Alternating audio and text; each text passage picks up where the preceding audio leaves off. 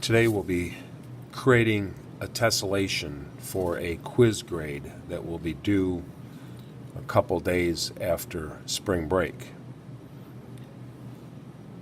You will be given a sheet of 8 by 1/2 11 piece of paper, and you'll be given a 3" by 3" yellow note card. To create the tessellation, you're just going to cut out a shape out of one side of the note card. So it can be anything. It can be rounded, it can be jagged, it can be any kind of a shape that you want. And you cut it out of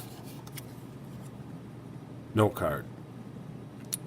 Then what you're going to do is you're going to take that shape and you are just going to attach it to the other side.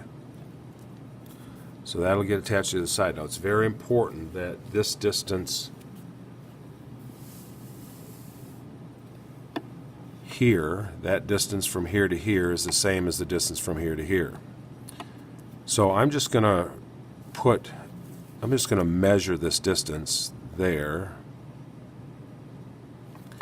And so I could line it up here and make sure that it is exactly the same distance away. Okay, so I'm simply going to tape this piece on here.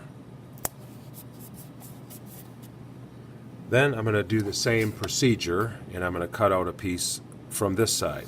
Now again, it could be rounded, it could be jagged, it could be anything that you want.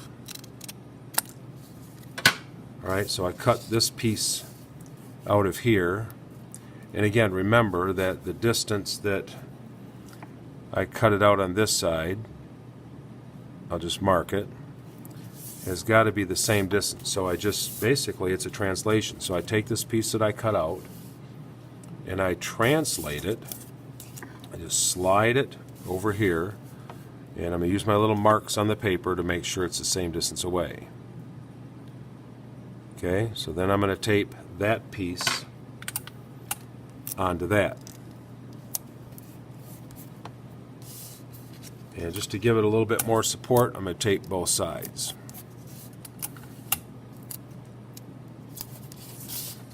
Alright, so that gives me this shape. And from there, then, I'm going to start in the middle here, and I'm just going to trace this shape. So I trace the shape.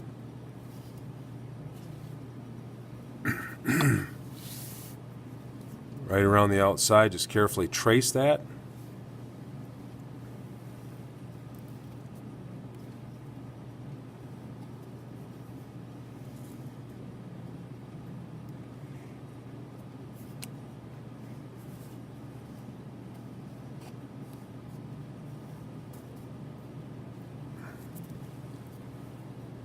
This last side.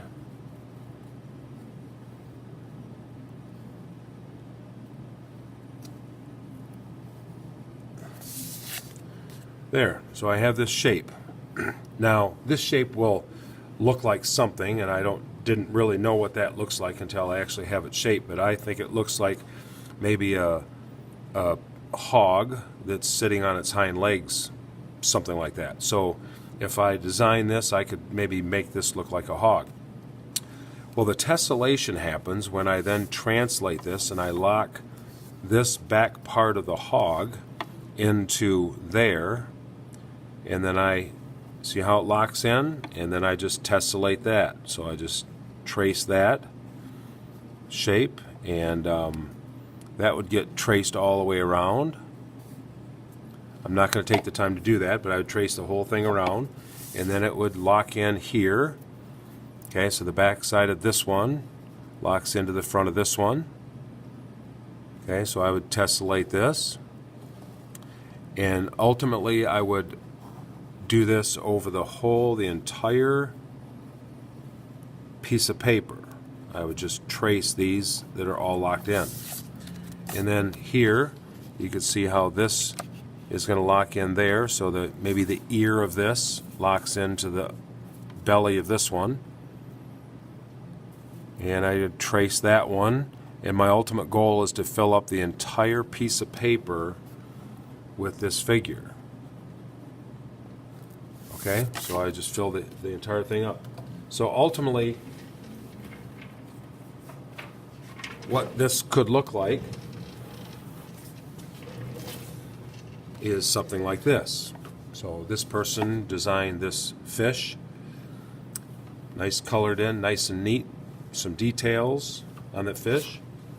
Here's somebody that spent a little bit more time with it and created this maybe unicorn with a little kid in there, and there was a lot of details on this one.